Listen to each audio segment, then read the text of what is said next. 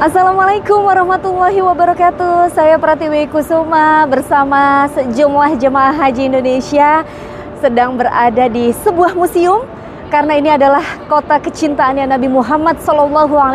Maka ini adalah museum yang menceritakan tentang kisah Nabi Muhammad SAW. Kira-kira ada apa saja, kemudian dari mana saja kisah perjalanan beliau nanti dituliskan dalam sebuah sejarah yang bisa kita saksikan saat ini. Ikuti saya dan kita masuk ke dalamnya. Masuk ke dalam tuh sepertinya seperti home theater gitu ya, premier. Kita jadi kayak nonton premier. Ini adalah rombongan jemaah haji Indonesia. Kapasitasnya kalau ini sih rombongan kita ada sekitar 16 orang. Cuma kalau kita melihat ruangan di sini sepertinya muat lebih ya. Nah, setelah dari sini ya, ini nanti jemaah langsung bergeser ke sini. Ini adalah cerita tentang Nabi Muhammad ketika berada di Mekah. Jadi kita diajak untuk nonton film gitu ya.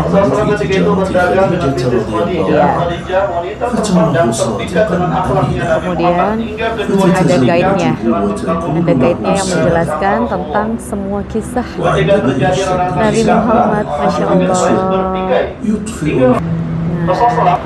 Nah, setelah tadi kita diajak untuk menonton sebuah film begitu ya, ini kita langsung disuguhkan dengan miniatur atau replika Gua Hiro. Gua Hiro ini adalah gua di mana Nabi Muhammad SAW menerima wahyu pertamanya. Gua Hiro ini letaknya berada di kota Mekah Al-Mukarramah. Nah, setelah dari sini tidak berjauhan, langsung kita mengarah ke sebelah sini. Ini jemaah sedang menerima edukasi ataupun cerita tentang perjalanan baginda Rasulullah dari Mekah menuju ke Madinah. Nah, ini adalah peta perjalanan hijrahnya Rasulullah SAW dari Mekah. Itu sebelah sana adalah Mekah, kemudian sampai ke sini di kota Madinah. Perjalanan begitu panjang karena Rasulullah itu sambil dikejar-kejar oleh musuh karena ingin dibunuh. Masya Allah. Kita saja kalau perjalanan umroh begitu ya, dari Mekah menuju ke Madinah menggunakan bus itu 6 jam karena ada lebih dari 450 km. Tapi beliau itu menggunakan unta pada saat itu. Masya Allah. Nah, setelah itu kita langsung masuk ke dalam hall 4.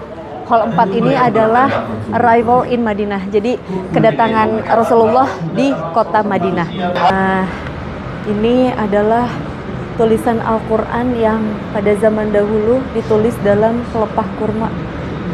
Karena belum disadur atau belum disalin, dulu tuh belum ada kertas ya.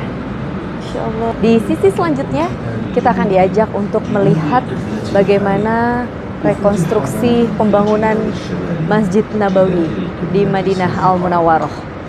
Ini jemaah Indonesia sedang menyaksikan dengan seksama.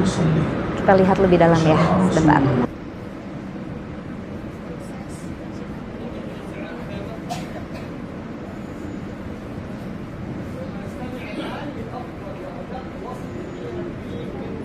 Dulunya tuh ini ada di Masjid Nabawi kayak gini, dan ini adalah mimbarnya Rasulullah. Ini bukan yang asli ya.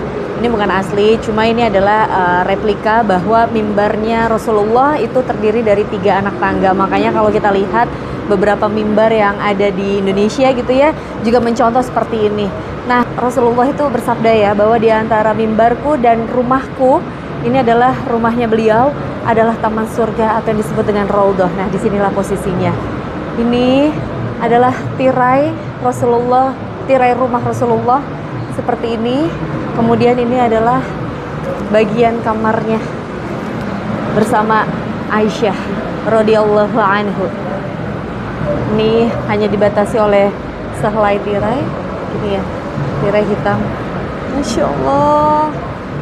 Ini bagian dalamnya. Masya Allah, Masya Allah. Nah, lebih detailnya kita akan lihat secara spesifik detil di dalam rumah Nabi Muhammad SAW. Sudah bersama dengan saya ada Ustadz Bagas. Assalamualaikum Ustadz. Waalaikumsalam. Nanti bisa tolong sambil jelaskan ya Ustadz. Kita akan lihat ke dalam miniatur dari rumah Nabi Muhammad. Oke. Jadi gimana, ini Ustadz? rumah Nabi Shallallahu Alaihi Wasallam Ya. sekaligus kamar beliau bersama Aisyah. Oke.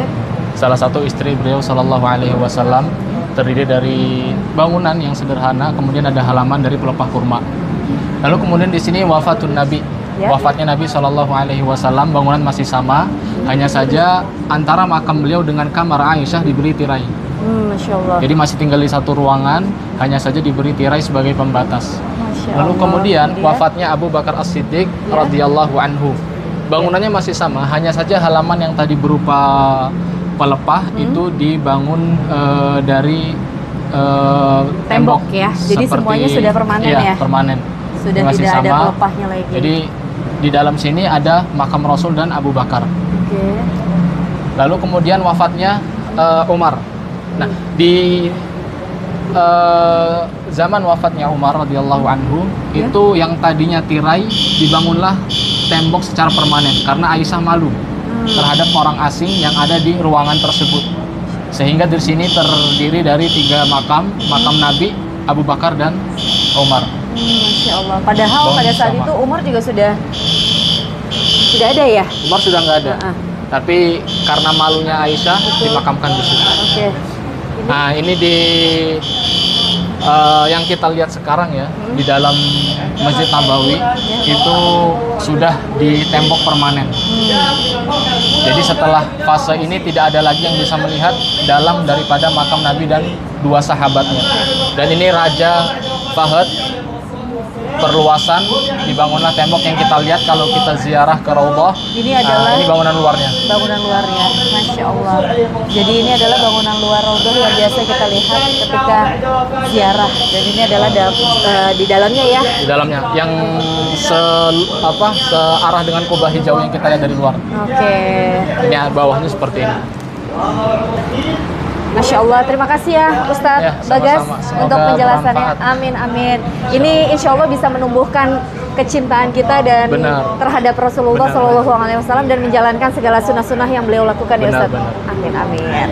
Kita lanjut. Nah, ruangan terakhir kita akan disuguhkan dengan kisah dari awal Masjid Nabawi dibangun sampai akhirnya Raudhah itu sekarang dibangun sedemikian rupa gitu ya. Jadi sebenarnya isi di dalam Raudhah itu tidak merubah hal apapun di dalamnya, tapi hanya dipercantik saja karena itu sesuai dengan pesan Raja Arab Saudi.